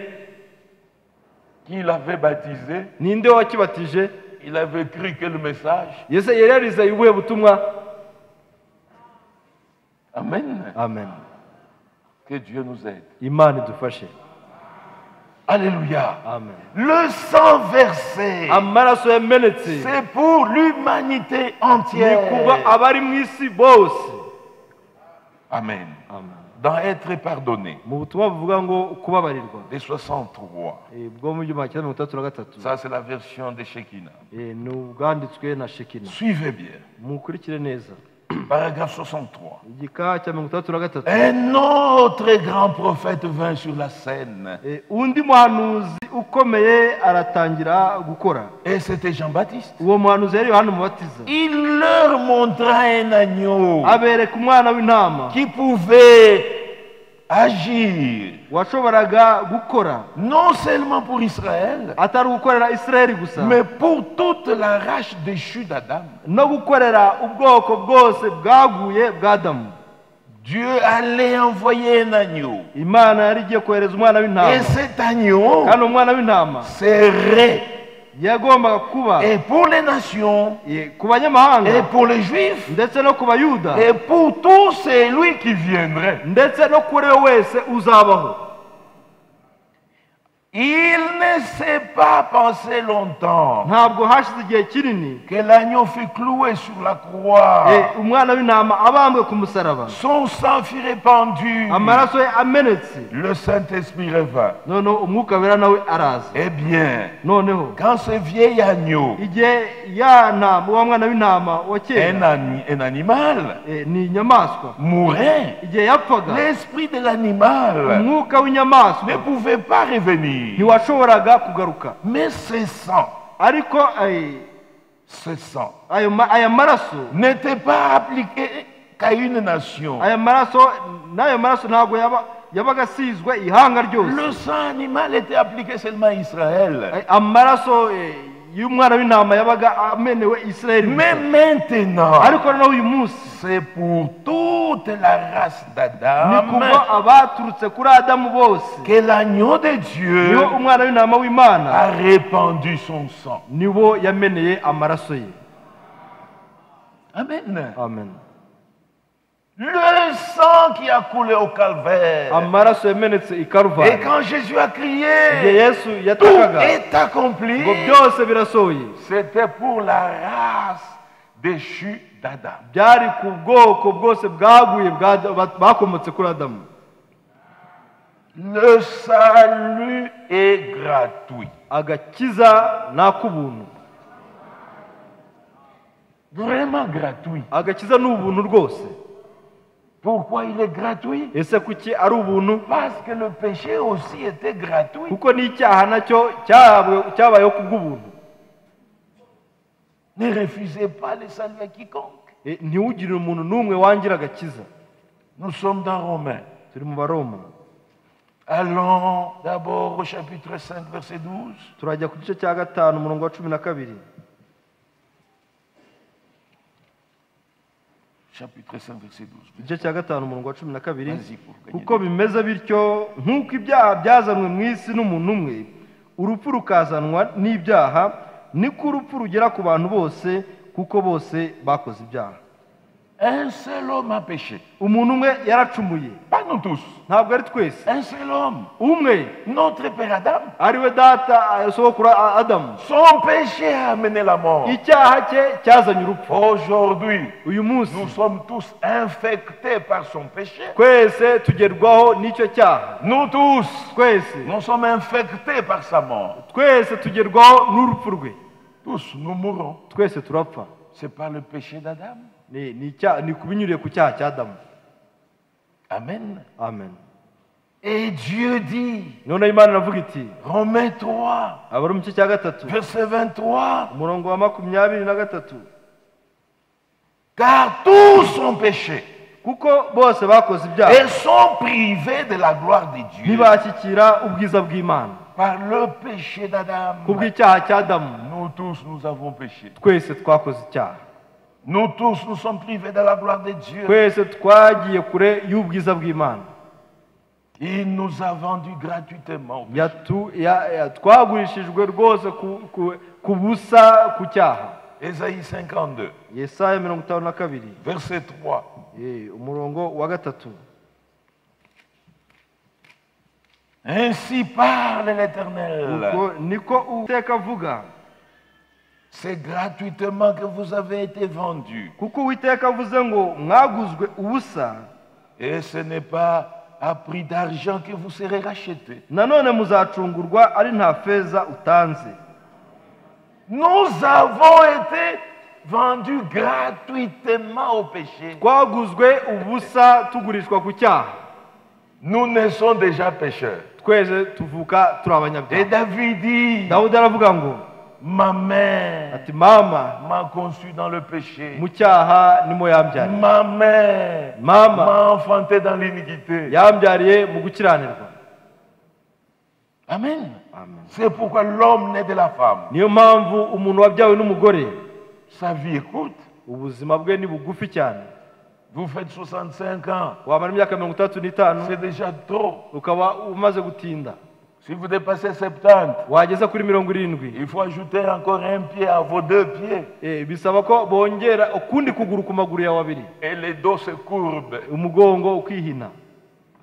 80, Imyaka 80, il y en a qu'on transporte hari n'ababa batwaye mu pour kagare le faire sortir de la maison et le mettre un peu au soleil. kugira ngo bamusore mu nzu bamushyire ku kazuba hanze. Ce n'est pas ça la vie. Ubwo si bwo buzima. La véritable vie, Ubuzima butunganye c'est celle bukuri que Christ nous a amenée. ni bwa bundi Kristo atuzanye. Notre Père Adam Data Adamu nous a gratuitement vendus. yatugurishije ku busa, Et Dieu dit, noneho Imana iravuga ce iti n'est pas à prix d'argent que vous serez rachetés. ntabwo muzacungurwa noneho mutanze ifeza. Comme le péché est gratuit, Nk'uko mwaguze ubusa icyaha le kikaba ku busa, salut aussi est gratuit. n'agakiza nako muzaba nta kintu mutanze. Revenons dans Romains chapitre 3. Tujye mu Baroma igice cya 3. Très important. Ni ibyangombwa cyane. Recommençons le verset 3 et continuons jusqu'au verset 5. Duhere ku murongo wa 3 kugeza ku murongo wa 5. Mbese ye niba bamwe muri bo batizeye, kutizera kwabo kwahindura ubusa gukiranuka kw'Imana? Ntibishoboka. Ahubwo Imana iboneke ko ari inyangamugayo, nubwo umuntu wese yaba umubeshyi, nk'uko byanditswe ngo mu magambo yawe uboneke gukiranuka kugira ngo utsinde nucirwa urubanza. Ariko se niba gukiranirwa kwacu guhamya gukiranuka kw'Imana, tuvuga iki? Mbese Imana irakiranirwa kuko ihanisha umujinya? Ibyo mbivuze nk'umuntu. Amen. Car tous ont péché. Kuko bose bacumuye, Tous sont privés de la gloire de Dieu. bose bajyanwa kure y'ubwiza bw'Imana, Et ils sont gratuitement justifiés. kandi noneho bacungurwa ku buntu.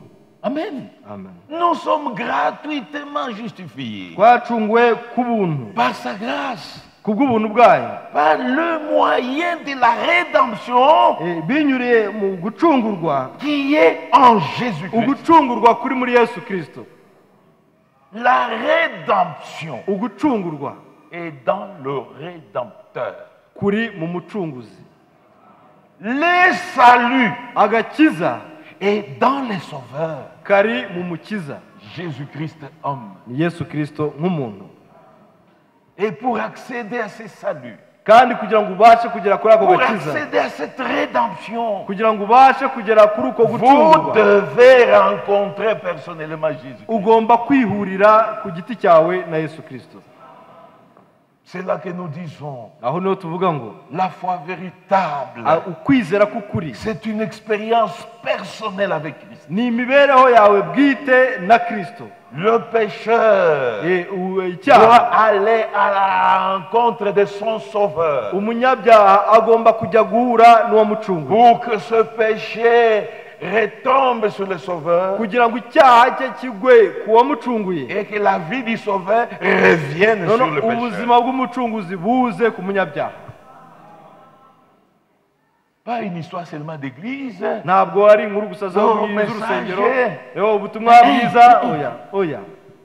Il faut une véritable expérience Bisaba rwose de kwibonera, la justification. kwibonera gukiranuka by'ukuri. Amen. Ils sont gratuitement justifiés Bacunguwe ntacyo par batanze sa grâce, kubw'ubuntu bwe, par le moyen de la rédemption ndetse binyuriye no mu gucungura, qui est en Jésus-Christ.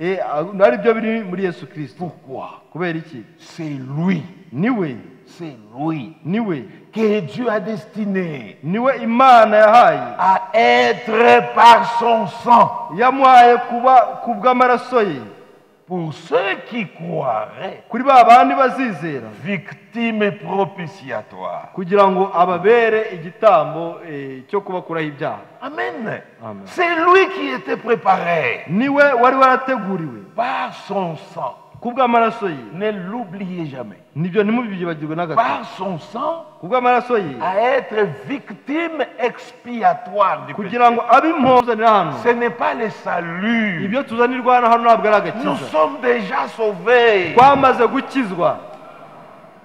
Amen. Amen. Romains, Abaroma igice cya 6 verset 23. umurongo wa 23. Le salaire du péché, c'est la mort. Kuko ibihembo by'ibyaha ari urupfu. Mais les Ariko- dons gratuits de Dieu, Ariko impano y'Imana n'ubugingo buhoraho. c'est la vie éternelle en Jésus-Christ, N'ubugingo buhoraho muri Yesu Kristo. notre Seigneur. Mwami wacu. Le salaire du péché, Ibihembo c'est la by'ibyaha. mort. Ibihembo by'ibyaha ni urupfu. Mais le don gratuit Ariko impano de, y'ubuntu, de Dieu, impano y'Imana c'est la vie éternelle. n'ubugingo buhoraho. La vie éternelle, c'est un don gratuit. Ubugingo buhoraho ni impano Comme y'Imana. le péché aussi était gratuit. Nk'uko icyaha nacyo cyatuguze ku busa. Amen. Amen. Et j'ai toujours aimé ce mot. Kandi iryo jambo ndarikunda rwose. Don gratuit de Dieu. Impano y'ubuntu y'Imana. Vous savez, en Afrique, Urabizi muri Afurika parfois les Blancs ont pitié de nous. akenshi na kenshi abazungu batugirira Parce que ubuntu. nous, les Noirs, nous souffrons. Kubera ko abirabura tugize On envoie ibibazo. beaucoup de dons. Bakatwohereza impano nyinshi. Mais quand les dons arrivent, hein, Ariko izo mpano iyo zije, au lieu que ça reste des dons, aho kugira ngo bihinduke impano, on fait semblant de donner gratuitement. bamera nk'aho bagiye kubiguhera ubuntu, On cache beaucoup, on commence à vendre. noneho byinshi bakabisha bagatangira kubigurisha. Chez nous, c'est très courant. Iwacu rwose bikunda kuba ibyo ngibyo. Parce que ce sont des hommes. Kubera ko ni abantu. Mais quand Dieu, lui, Ariko Imana yo, vous fait un don, iyo iguhaye impano, ça reste un don. bigumya kuba impano. Et quand c'est gratuit, Kandi iyo ari ubuntu, ça reste gratuit. biguma kuba ubuntu. Amen. Amen. Que Dieu vous bénisse. Imana ibahe umugisha. C'est ce que Nicodème ne comprenait pas. Icyo nicyo Nikodemo atabasha gusobanura. Jésus lui dit, Nicodème, Yesu aramubwira ati tu es Nikodemo, un docteur en uri Israël. umwigisha w'Isirayeli. Quand je te parle de la nouvelle naissance, Ariko iyo du Baba, mubwiye ibyo kuvuka ubwa kabiri, prenons l'exemple en désert. reka dufate urundi rugero mu butayu. Israël avait péché. Isirayeli yaracumuye. Dieu fâché leur a envoyé des serpents Imana irakaye ibohereza inzoka. qui commençaient à les mordre. Inzoka zitangira Ils kubarya. mouraient. Barapfa. Et les Juifs sont venus vers Moïse. Noneho abayuda baraza basanga Mose. Il dit, nous reconnaissons notre péché. Baravuga bati twemeye icyaha Nous cyacu. nous repentons. Turihaniye. Que Dieu nous pardonne. Imana rwose itubabarire. Mais qu'il enlève les serpents. Ariko ituvanireho zino nzoka. Moïse dit, d'accord, je vais dire ça à Dieu. Mose aravuga ati nibyo nge Mose Et aravuga ati quand il nzabwira dit kubwira ça à Imana. Dieu, Noneho ageze ku mbere y'Imana, Dieu dit, c'est bien qu'ils aient reconnu le péché. Imana qu'ils ont iravuga iti fait, ni byiza ko bemeye ibyaha byabo, mais je ne vais pas enlever les serpents. ariko inzoka ntabwo nzikuraho. Voilà ce que je te donne comme remède. Ahubwo dore icyo nguhaye nk'umuti. Prends le serpent d'airain. Ufate ureme inzoka Tu mu le muringa. mets sur une perche. Noneho uyimanike ku giti. Tu plantes la perche au milieu du camp. Noneho icyo giti ugishinge hagati mu nkambi. Tout enfant d'Israël qui sera mordu. Umwana w'Isirayeli wese uzajya uribwa n'inzoka. Je lui demande seulement de regarder au serpent d'airain. Icyo musaba gusa ni ukurura amaso akareba ku nzoka y'umuringa. Amen. Amen. S'il regarde au serpent d'airain, Naramuka arebye ku nzoka y'umuringa, même ce venin mortel du serpent na bwa busarwe bw'inzoka, bwa bumara bw'inzoka qui circulait déjà dans son sang, bwari bwamaze kugenda mu maraso ye, même si son sang avait déjà commencé à coaguler, nubwo amaraso yari yaba yatangiye kuvura, cet homme ne mourra plus. uwo muntu ntazaba agipfuye. Même s'il était déjà tombé, Nubwo yaba yamaze kwitura hasi, il tourne, il fait un peu d'effort. akoresha Il imbaraga nous zose, regarde au serpent d'airain. arebe ku nzoka y'umuringa. Le venin perdait toute sa puissance mortelle. Ubumara bwahitaga butakaza Cet imbaraga homme zabwo zo se kwica. levait. Uwo muntu agahaguruka, Il pouvait maintenant sauter yashobora gutangira et gusimbuka, marcher. noneho Il ne akagenda, mourra plus. akaba atagishoboye kongera gupfa.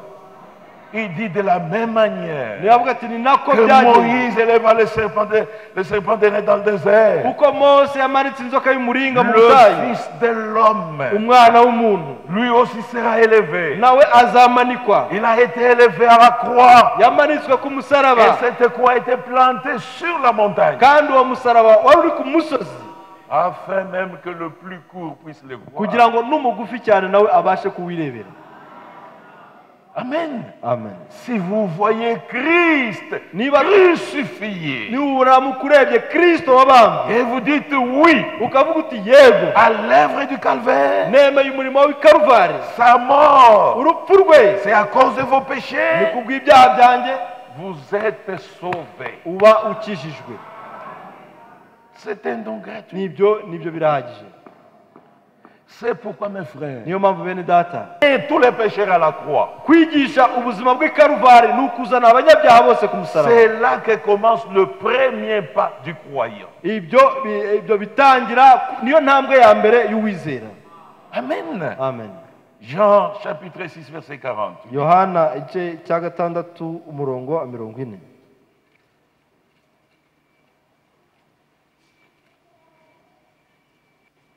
Kuko icyo data ashaka ari iki, ni ukugira ngo umuntu wese witegereza umwana akamwizera ahabwe ubugingo buhoraho, nanjye nzamuzure ku munsi w'imperuka. Amen.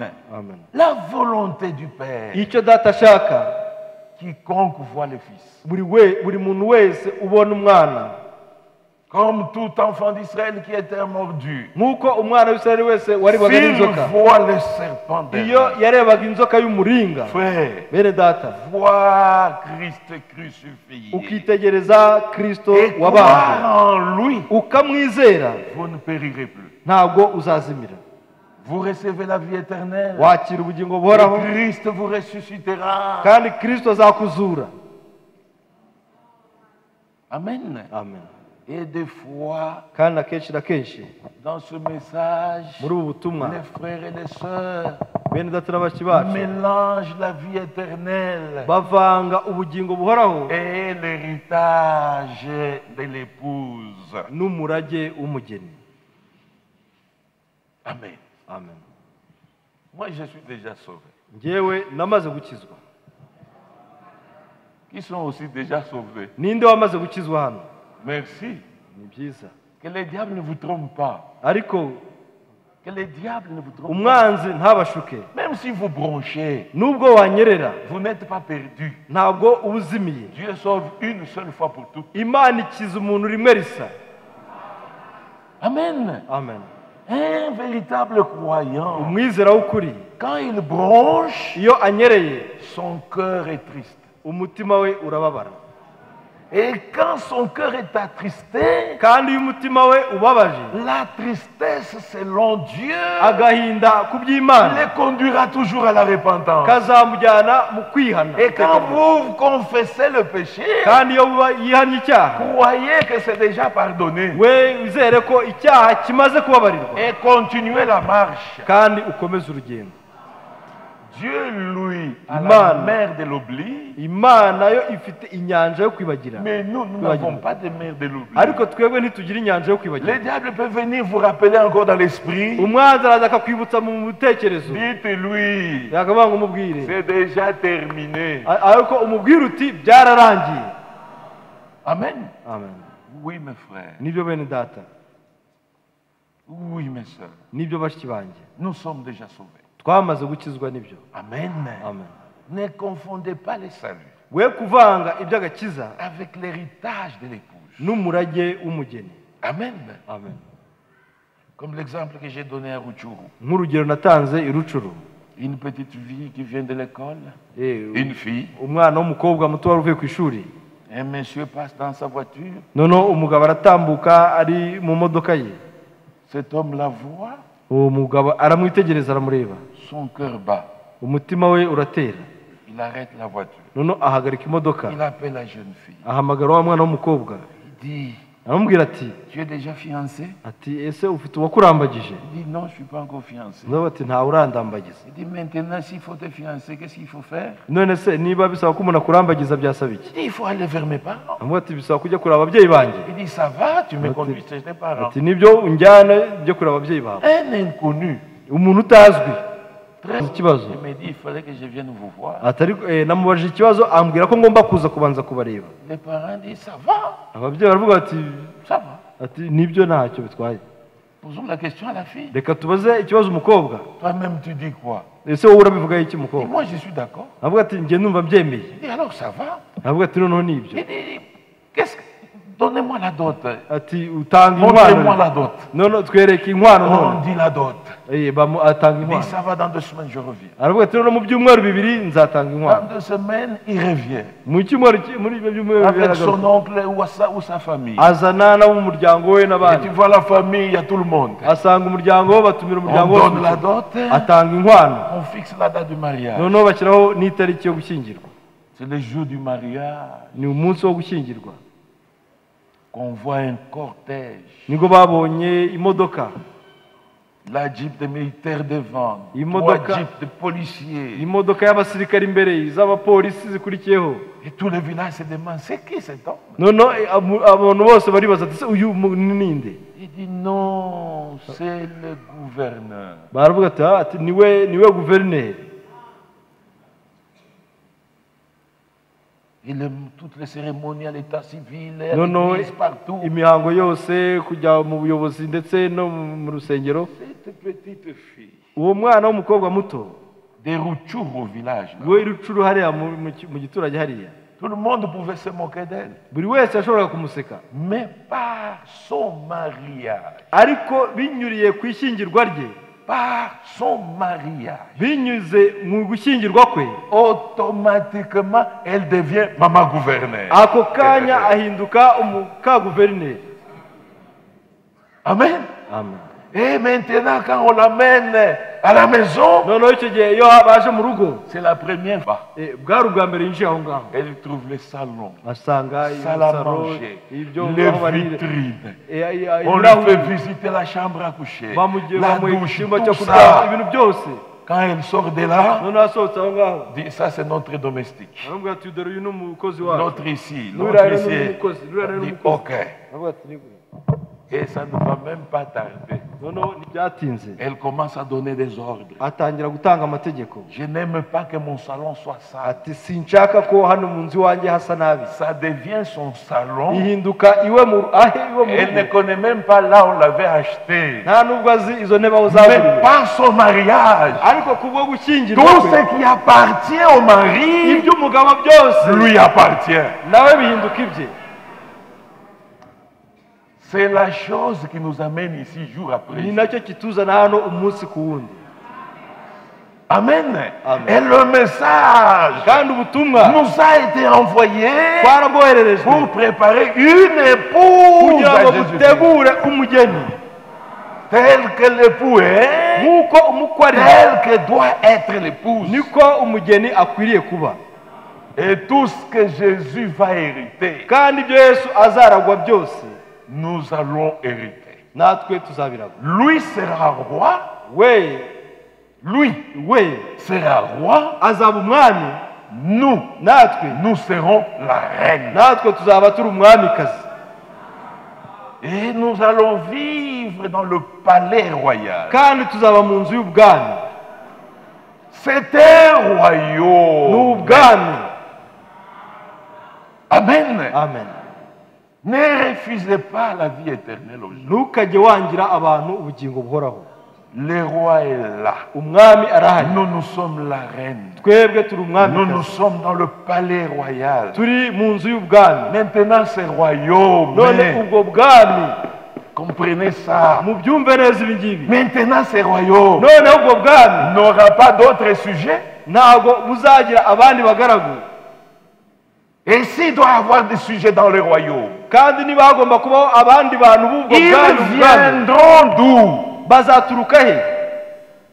Quiconque croit uwizera wese qu'il soit avec nous ou sans nous, yaba ari kumwe natwe yaba atari kumwe natwe il est sauvé. aba akijijwe. Amen. Amen. Quelqu'un qui monte le premier escalier, uzamutse ku ntambwe ya mbere ya esikariye il est sauvé. aba akijijwe. C'est ici qu'il reçoit la vie éternelle. aho ngaho niho yakira ubugingo buhoraho. S'il s'arrête, ahagarariye aho ngaho il recevra cette vie éternelle azahabwa ubugingo buhoraho au jugement dernier. ku rubanza rwa nyuma. C'est dans l'enlèvement. ntabwo azajya mu Il ne izamurwa, prendra pas part à la première résurrection. nta nubwo azabona uruhare ku muzuko, Même au deuxième escalier, ndetse no kuri esikariye ya kabiri vous êtes sanctifiés. ukezwa Enlèvement. ari kuzamurwa. C'est ça le cas des vierges folles. ibyo ariko abakobwa b'abapfapfa bazamera. Mais nous, ariko twebwe nous montons les trois tuzamuka escaliers esikariye zose uko ari eshatu pour arriver jusqu'au Saint-Esprit, kugira ngo tugere ku mwuka wera, afin d'être l'épouse de Jésus-Christ. kugira ngo tube umugeni wa Yesu Kristo. Que Dieu vous bénisse. umwami Imana abaho umugisha, Vous resterez en paix. musigare mu mahoro y'umwami. Vous acceptez aussi que j'amène vos ese mwakwemera salutations. ko njye ari intashyo zanyu?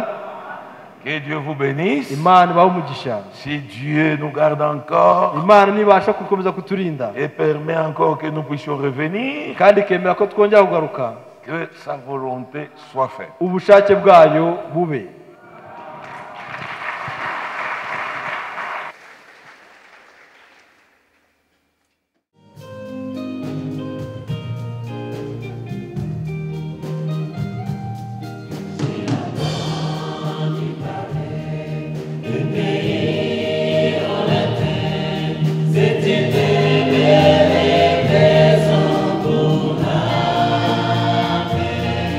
Édifié par Jésus.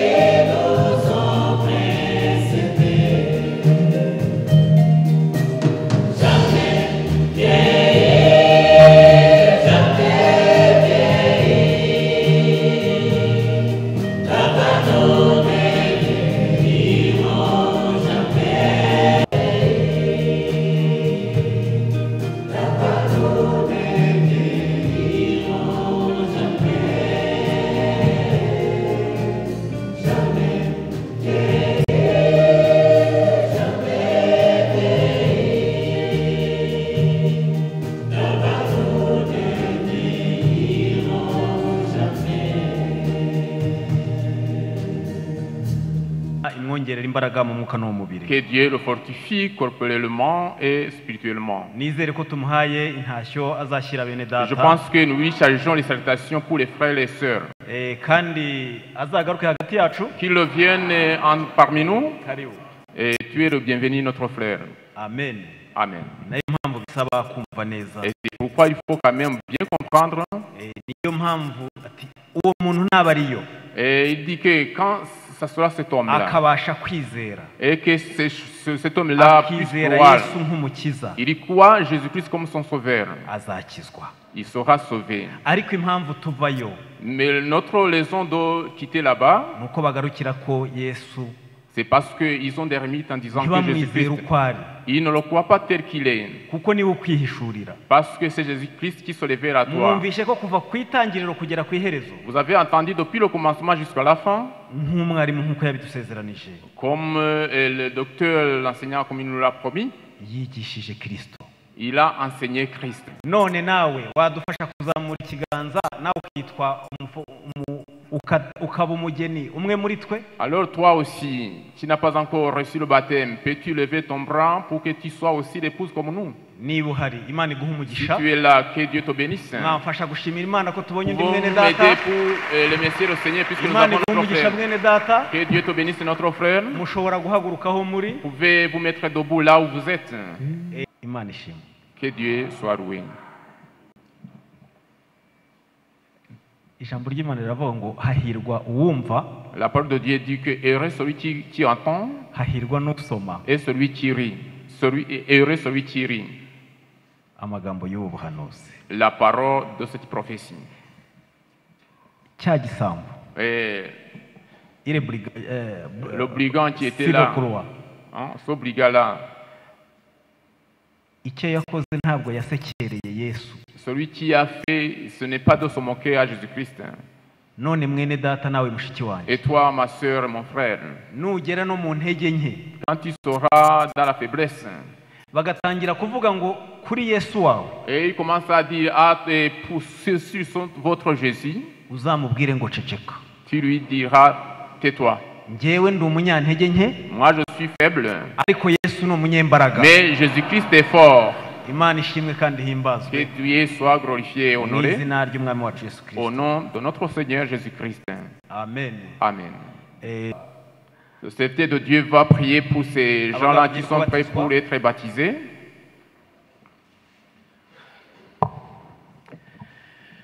Dieu du ciel, Dieu de la terre,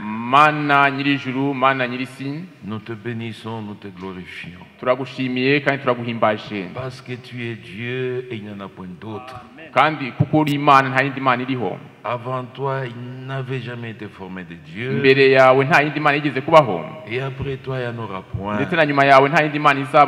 Mais quand l'homme est tombé, comme tu es amour, tu as fait ce plan de rédemption pour suivre l'homme et les sauver du péché. Aujourd'hui, ta parole a été annoncée. Toi, l'agneau de Dieu, qui ôte le péché du monde. Tu as touché le cœur de mes frères et de ma sœur. Ils ont répondu à l'appel. Pas l'appel d'un homme, mais ton appel à toi. Et tu as dit, tu ne jetteras jamais dehors celui qui vient à toi. Reçois mes frères, reçois ma soeur. Quand ils vont se repentir, pardonne leurs péchés, tout ce qu'ils ont commis dans l'ignorance dans ce monde, et jette cela dans la mer de l'oubli.